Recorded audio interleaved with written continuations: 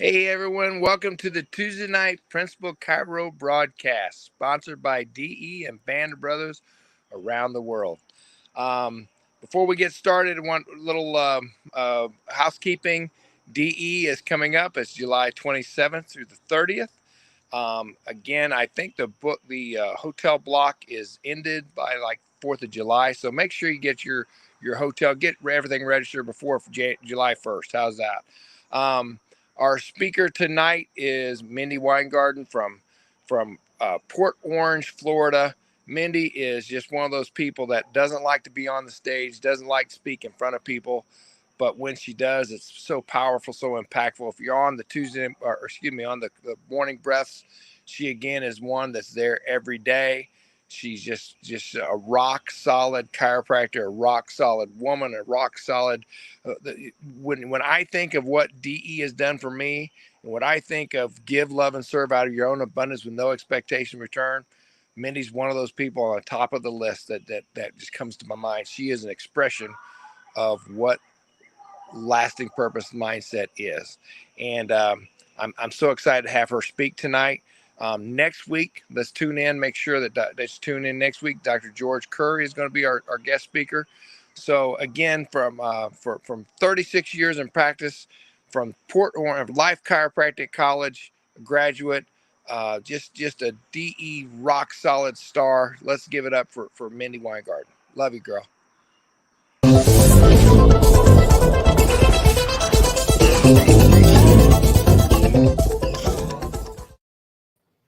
Hello. Thank you, Andy, so much for those words. I do appreciate the opportunity to share, but it definitely is not my favorite thing to do in a wider audience. I'll be honest with you. So, like when you first asked me, the thoughts pop in, and I always pray that the thoughts come out in some organized pattern because I do want to share. I do want to let people know how much I love what I do, and every day is an adventure, but it's a great adventure when I do it. But I wanted you to MC because I just wanted to have an opportunity to just thank you for being rock solid for us with the 49 breaths. It matters a lot to me to be connected with a group when I start my morning off, and you being the principal that makes sure that it happens all the time. I'm very, very grateful for that. And you know that each time I start my breaths, it's always in a state of gratitude. So thank you so much.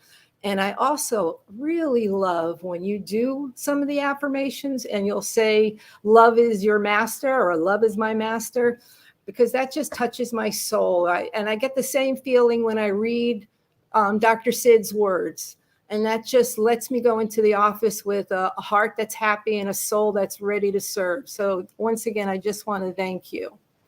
The other thing that I want to say about the 49 breaths, I'm having like an open invitation to the family that their last name starts with has entered. If you're coming to DE, I would love to have breakfast with you on Friday and the big room, let's just say 8 o'clock, that I can get to meet some of the people in person. And I promise I won't ask you why you won't say your name. I just want to meet you. I just want to hug you. I want to know who's on the line with me, to just have even a little bit more of a connection, because I just think every day it's just so powerful to know that someone else is going to unlock their door to do the same thing that I'm doing, to change or be the best change maker, I would say, in my community. So I hope whoever's on this is going to show up on Friday at 8 o'clock. I know Beth will, because I'll drag her butt out of bed if she's not up yet. So thank you, Andy, again. I appreciate and love you. Where do I start? So on Tuesdays and Thursdays, I am also known as number 2. But on Tuesdays, I read from Making Lasting Purpose a Way of Life. And I had a little scare where I thought I lost it. And this book has been really important to me for a long time. It's how I start my mornings every day, whether it's going to the office or not. And I never saw this book until we had DE in January. at the Waverly. I think it was 2021 where we had to go to the Waverly. And that was sort of like a homecoming for me, because at the Waverly is where I really started going to DE as a new graduated chiropractor. I went as a student, but as a student, you just put your toes in, you dabble. But as a newly DC, I jumped in. And sometimes I kept my head above water, and sometimes my head went below the water. And below the water, I think, is where we are most at our best, or we're more clear, because there's no distractions of what's going on outside of the water. And the only thing we do when we go below the water, as far as we see what's under the water, but we also have to maintain our breath, which maintains our life. And so when the speakers are on the platform at DE, I feel like sometimes the clarity comes mostly when I don't hear or see anything else that's going on around me, and someone who'll say something and it'll stick with me. So I was grateful that we had it at the Waverly and that I was able to have this book, because it's just a great book. It's Dr. Sid's 52 weeks of affirmations and just little stories to tie up why you're going to use the affirmation. So if we ever can get more at DE, I recommend everybody to get it. So every morning, I open up my notes from the last DE and I read them, or I read the highlighted areas before I get on the 49 breaths. So I decided that I would read the notes this morning and decide from that maybe 3 things that I got from DE that's really I've been holding on to and working on and really being my best version of me through these 3 things. And so people who show up at DE on Friday morning, they miss it. Thursday night, this time around, and I'm sure it's how Dr. Didi does Thursday nights, and he does it well. But for some reason, I was in that space, underwater, seeing clear what he had to say. And he talked about the vision of the need, and how he and Dr. Sid caught the vision. And he talked about the Lyceum that was in the middle of summer, and it was hot and they were sweating and people are passing out. And there was a doctor named Bill Warner, I think was his name. Yeah, Bill Warner. And I wrote down what Didi first said to us. And he said, Bill Warner said this to the crowd: I am not here on your behalf. I am here on the behalf of the millions of people at this moment that are in the hallways and hospital rooms, not only in this country, but the world. And then, as Dr. Didi alone can say it, he said, here's the kicker. The main reason for this is you and I are responsible for the condition they find themselves in. And he repeated that we are responsible for the condition that they find themselves in. And now sometimes we go through the world and we say it's not our fault that people make their choices and this is their health condition that they're in. That's not what he's talking about. He's talking about our voice and our vision. How have we been doing? How have we been on the front line of really showing the importance of what chiropractic is and what it can do for the people? So, I sat with that. And an office opened up right down the road from me. And for a while, there was just this sign out. And I had a feeling that it would be run by a chiropractor, but I wasn't sure. And then about 3 weeks ago, they put the sign up. And the sign lists chiropractic third on the things that they do in that office. And I just was like, you must be kidding. You went to school. You had this money that you have to pay back, and you made chiropractic third on the list of things that you have to offer people, where chiropractic itself can offer people the life and the hope that they've been looking for. They're not looking for another place to get a massage. It's going to save their lives. And it's like chiropractic is not third class. Chiropractic is right at the top of everything. And it's just like, I have this urge to knock on their door, but I don't know if I ever will. But I will know this, that statement from Dr. Dee made me come with a walk away from that DE with my word for DE was basically conviction. And where was I going to let my conviction be? And my conviction this time is that I speak louder and clearer with less words about what I do and why I do what I do. And when there's any opportunity, I will say it, but I say it just for the sake of getting it out there and expecting nothing in return. Because sometimes when we give the message and then we don't understand why they don't do as we ask them to do, you think it's because you didn't do it right, but you did do it right. You said what you needed to say and don't hold any attachments to it. So I just want, the conviction was just, again, the word that I had, and it sticks with me the whole time.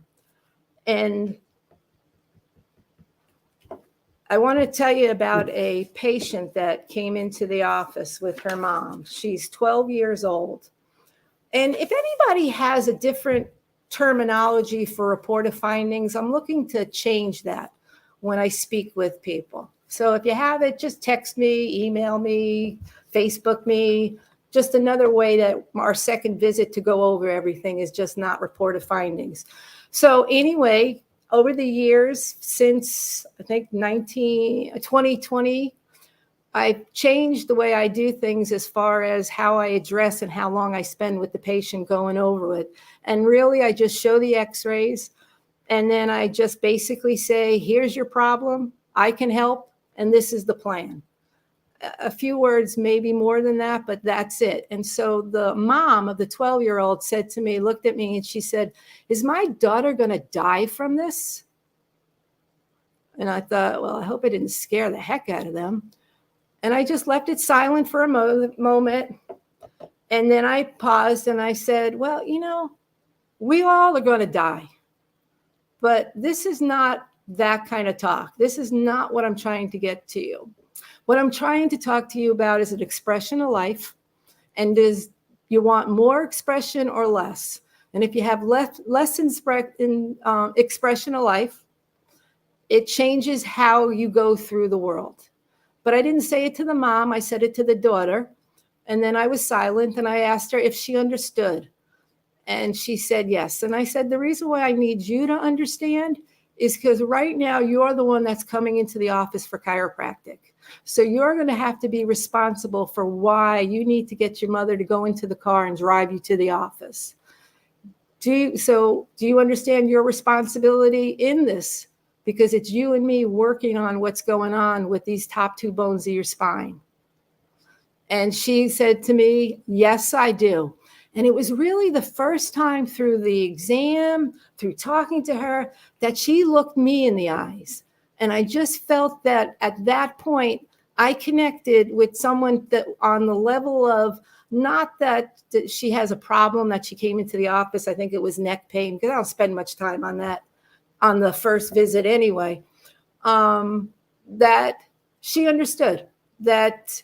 So I'm really interested to see the progress of what happens to this 12-year-old, because I know that she's on some drug for some mind thing. I don't know what it is, because I just write it down and then I move on from it, because I don't want to make that the focus of why someone's in my office. I get that we're supposed to meet them where they're at, so I let them express themselves, but I just write shorthand things and I move on from it. And I just thought it was like a perfect opportunity that I was convicted into telling that it's about the expression of life and nothing else. And then the other day, I was at pickleball. It was Sunday morning. And we were sitting around, just finished up playing. And one of the ladies started harping on the fact that she can't get an appointment with her doctor. What's going on? Why can't we get appointments with the doctor? And then all the other women around me were going, blah, blah, blah. I got this going on and I need to get an appointment and I can't get in. And I just started laughing. And they're like, what's so funny? This is important. And I said to them, I'm wondering if all these people can't get into the medical doctor's office, I wonder if our mortality rate's going to go down. And they just kind of looked at me. And I'm like, it's been said that Go into the medical doctors. It's the second leading largest responsibility for death in our country. So if you can't get in, maybe you'll have a better life expectancy. And they're like, you must be crazy. And I told them the story about when the doctors went on strike and their mortality rate went down. And I said, you know what? I know an office that's readily gets people in all the time to help their body function better. All you got to do is call the Port Orange Family Chiropractic Center. I can help you. I can help your body function better, but you got to want to have your body function better, and you want to have to give up being your expression of your symptoms and then want something else. But my office is always open, and guess what? It's not a 2-month wait to get in. And I just that's my way I speak to people. And I thought, I wonder what they thought afterwards. And I had one woman come up to me and she said, can I talk to you a little bit more about chiropractic? I know we've been playing pickleball for 3 years together. And I said, sure. I spent 20 minutes with her. She made an appointment to come into the office. So even snarky remarks sometimes can get people's attention. So don't be afraid to speak it the way you want to speak it, because it can only be said your way. You can't be me. I can't be you. That's, a big lesson in life, and it's a big lesson at DE. The people that stand on the stage has years, a lot of times, of perfecting them, not perfecting you. You just have to hear what they want to say. It has to penetrate your heart. It has to penetrate your mind also, so that you know that you don't have to do it at perfection. You can just do it and then get better at it. Start and then get better at it. That's the biggest thing I can tell you, because for 12 years I was in practice and I didn't do health talks. One, because again, not big on talking in front of people, but I'm better at it. Don't get me wrong. I am much better at it. I don't have sleepless nights anymore. And a friend of mine, a great mentor of mine who's no longer with us, we were on a mission trip, and he just sat down with a piece of paper and drew out a map of how I could just do a talk. And I said, well, I'll work on it. He said, no, we're going to sit right here and you're going to pick the day you're going to do it. And you're just going to do it. And remember, you don't have to be perfect at it. And you know why you don't have to be perfect at it? Is because you're talking from your heart. And people want to hear your heart. More than anything, they want to hear your heart, and they'll never know what the words are, more than the fact that you love it so much that you want to share it with someone else. So if you're not doing talks, don't be afraid. Contact me. I'll give you a roadmap that you can do. You don't have to do everything under the sun. I have an 18-minute attention span, so mine is pretty much about 22 minutes. But it's the same one I learned. I just get better at it each and every time I give it. So don't be afraid. Do it, because it's your heart that you're sharing with the people. And that's the most important thing you can do, is share the heart. So the other thing I learned since, over the years at DE, is that it's okay to say, I don't know. And the biggest thing now when I say I don't know about stuff is then I bring it back to my conviction in chiropractic. So the other day, someone asked me about decompression. Why don't I have decompression in the office? And I just looked at him and I realized he must know someone who's going there. So the first thing I asked is, do you know someone that's going? He said, well, my wife is going there. I said, okay. I said, I know nothing about decompression. I spent my time, and I spend each and every day trying to perfect my craft of adjusting the spine so that your body functions better. Is there a need for decompression? I don't know. Don't understand it. It's not my job as a chiropractor. So in this office, I figure out to help people get their life back by a chiropractic adjustment. So I have to be good at where to find it. I have to be good at making the adjustment. I don't want to learn anything else. So that is been my answer. If they ask me about a pillow, I don't know what pillow to buy. If you wake up feeling better on the pillow, it's great. I'm not going to show you how to sleep on a pillow. What we're going to do is we're going to check your spine. We're going to get you adjusted if you need to be adjusted. And then you can make a better choice on what pillow you want. So it's not so much I don't say I don't know now. Now I go back to I don't know with a chiropractic answer. And the other thing I have up, because Andy started posting TikToks.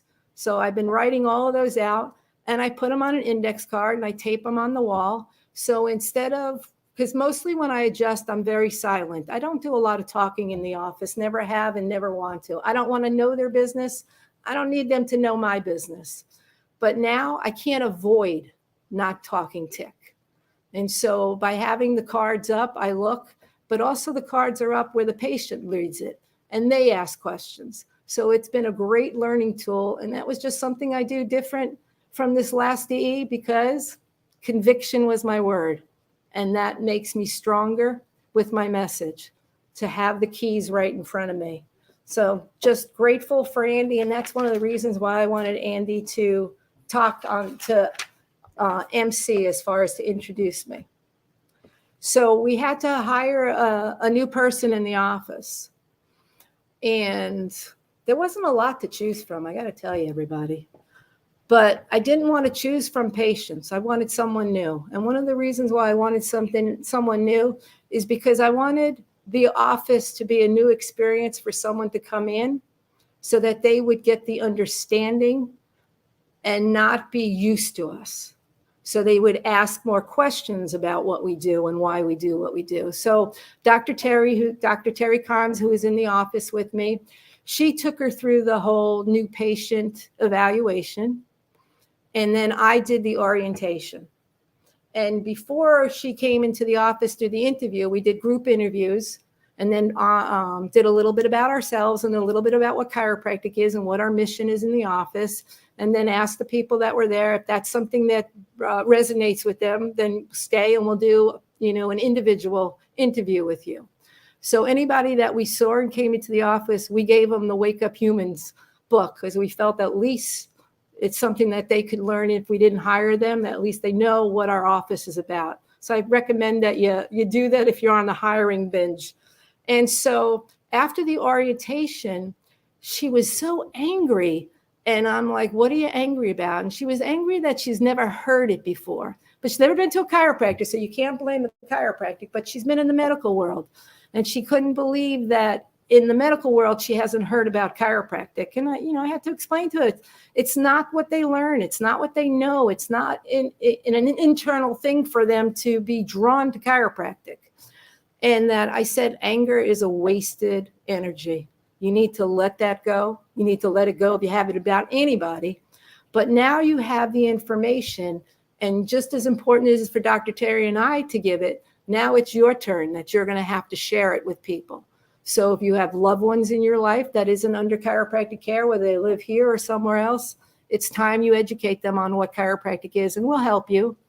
And she's been asking a tremendous amount of questions to get a fully understanding of the philosophy. So she will be coming not in July to DE, but maybe in October if she's still with us. Just saying that, there's some things she still has to learn, but grateful to the opportunity for someone new to come in the office to now have their light turned on to share with others. And it's just another community that both Dr. Terry and myself will get to talk to and touch. So I'm grateful for that. So there was 3 things that this last DE was important to me. The second one was Dr. Serge. Dr. Serge asked us to write down 3 things that we wanted to change before DE. And I immediately just wrote down 3 things. I wrote I needed a CA, so that's done. I needed to do more table tick. That's done. Thank you, Andy. And I needed to stop wasting time. So instead of coming home, eating, and it's still daylight out, I decided that I was going to start doing some planting. And I'm not a big lawn person, garden person, pulling weeds person, but I thought, well, I'll be outside getting fresh air. So I decided that I was going to save the plants on the clearance rack because they're looking really bad. And it's not because I wanted to save money, but I just thought, I'll put my energy of life towards them. So I so far planted 10 new plants, pulled a lot of weeds, cleaned up a lot of beds, and of the 10, 9 are surviving beautifully. So if it was my how I retain patients in the office, I'd say 9 out of 10 is not so bad. I'm doing good on my batting average. So it's been a nice little learning about plants and things, but still not going to be a gardener. Promise you that. And the last thing I wanted to touch on was something that Drew said. And he said, nothing happens to us outside the potter's hand. And I've never heard that before. And I'm sure it was something biblical, but that's not usually the direction that I go in. And I was like, so curious about this because we use our hands, the potter's hands. And so I started looking up, and the potter's hand symbolism is renewal and reincarnation. The clay can go back to its raw state, meaning we can change if we choose. There's infinite possibilities. God is the divine potter. Trust. The potter's wheel and water is symbolic of daily challenges and changes that the wheel of life brings our way. The right hand of the potter symbolizes the outer pressure of life, the expectations of people, changes, transitions, and deadlines, aka stress. If the external pressure exerts more influence in our lives than the God within us, our lives collapse. However, if the God within, symbolized by the left hand, exerts more influence, innate on the job, full adaptation in our lives, then the external pressures then can be molded into whatever God wants us to become. The potter won't give up on us. We just have to do the work. Listen and trust. Listen and trust. But before I leave, I must read from Dr. Sid, because I owe it all to ending up at DE and willing to do the work and trust. So this is for you, Andy. Love is your master. You will never be without resources. You will never be without courage. You will never be without hope. And you will never be without a friend. I love and appreciate you all. And I'll see you in July.